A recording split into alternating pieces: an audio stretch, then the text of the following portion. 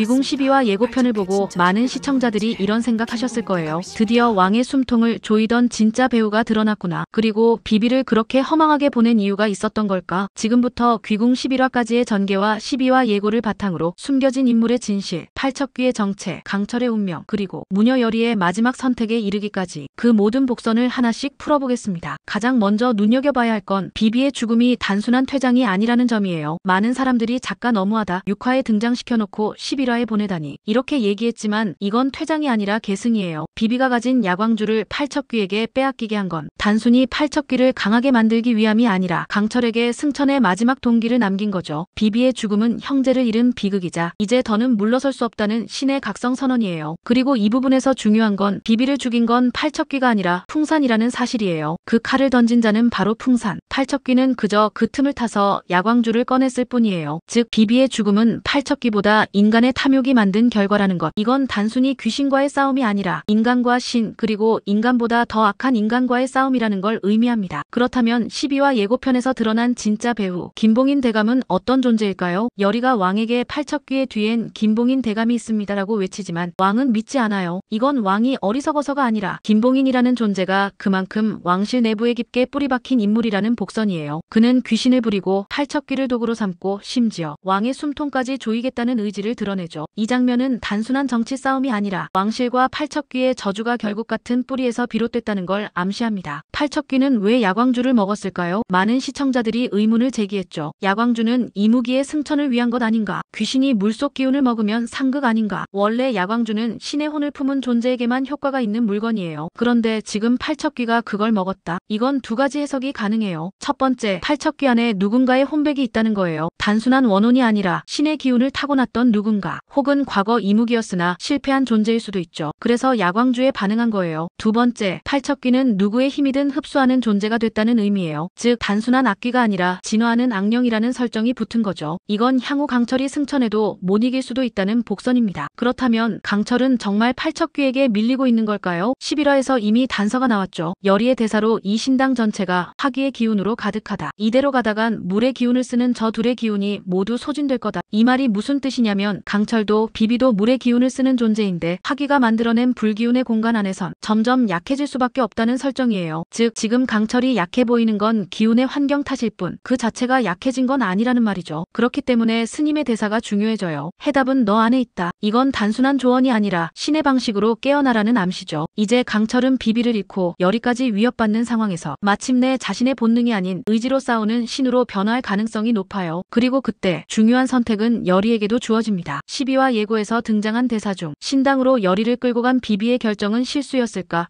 희생이었을까? 이건 단순한 질문이 아니라 여리가 그 신당에서 무녀로서 깨어날 것이라는 복선이에요. 강철이 신으로 완성되기 위해선 여리 역시 인간에서 신과 통하는 무녀로 변화해야 하기 때문이죠. 왕의 숨통을 노리는 김봉인은 결국 팔척귀를 움직이는 조종자고 풍사는 그 조종자의 수하일 뿐이에요. 풍사는 천지장군은 더 강한 힘을 가졌다고 말하지만 사실 그는 진짜 천지장군이 아니라 악귀에게 빙의된 가짜일 가능성이 농후합니다. 그 이유는 팔척귀가 빙의한 인물들이 공통적으로 원자라는 말을 남기기 때문이에요. 여기서 주목할 점은 팔척귀가 단순히 귀신이 아니라 왕실의 저주가 형상화된 존재라는 거예요. 즉 왕가의 피로 인해 태어난 저주. 그래서 여리의 말처럼 왕실이 감춘 죄를 들추면 팔척귀는 사라진다는 말이 성립되는 거죠. 결국 12화에선 강철의 각성, 여리의 무녀로서의 진실 수용, 그리고 왕이 선택해야 할 속죄라는 키워드가 격돌하게 될 거예요. 여리와 강철은 더 이상 피해자가 아니에요. 여리는 누군가를 지키기 위해 싸우는 사람이 되었고 강철은 더는 승천만을 바라보는 존재가 아니라 인간과 함께할 길을 고민하게 되는 신으로 변화하고 있죠. 마지막으로 하나 짚고 넘어가야 할 복선. 가장 의외의 복선이 한 줄 등장합니다. 바로 최원우라는 인물입니다. 12화 예고편 마지막 장면, 최원우는 누군가에게 전하께서 침수에 드시면 약을 건네는 듯한 장면도 나옵니다. 그리고 곧이어 은밀히 밖으로 내보내라는 지시를 내리죠. 여리일까요? 왕일까요? 아니면 팔척귀의 또 다른 숙주? 이 장면이 무서운 이유는 그가 단순히 권력자 김봉인의 심부름꾼이 아니라 자신만의 판단과 야망을 가진 제3의 배우일 수도 있다는 점이에요. 게다가 강철은 본능적으로 이 낌새를 눈치채죠. 이건 신으로서의 직감이 아니라 인간으로서 쌓아온 감정과 경험에서 비롯된 통찰이라는 점에서 의미가 큽니다. 즉 강철은 이제 단순히 신의 기운으로 싸우는 게 아니라 사람의 눈으로 거짓을 가려내는 존재가 되었다는 복선입니다. 12화에선 최원우의 정체가 왕가의 피에 얽힌 또 하나의 진실을 밝혀내는 새로운 열쇠가 될지도 몰라요. 김봉인의 수하일지, 팔척 팔척귀의 숨은 조종자일지 혹은 두 세력의 균형을 틀어준 양면의 배신자일지 이 인물의 정체가 밝혀지는 순간 지금껏 우리가 알고 있던 전개마저 뒤집힐 가능성이 있습니다. 12화에서 윤갑의 감정이 폭발하거나 윤갑과 강철이 하나의 몸에서 동시 발현되는 장면이 나올 가능성, 그리고 그 순간 팔척귀와 김봉인을 향한 복수는 단순히 신과 귀신의 싸움이 아니라 과거와 현재, 인간과 신, 죄와 속죄의 교차점이 될 거예요. 12화 그 중심엔 강철의 분노와 열의의 각성, 드디어 왕의 숨통을 조이려는 김봉인의 야망이 본색을 드러내게 될 겁니다. 지금까지 명작픽 리뷰 신청해주셔서 감사합니다.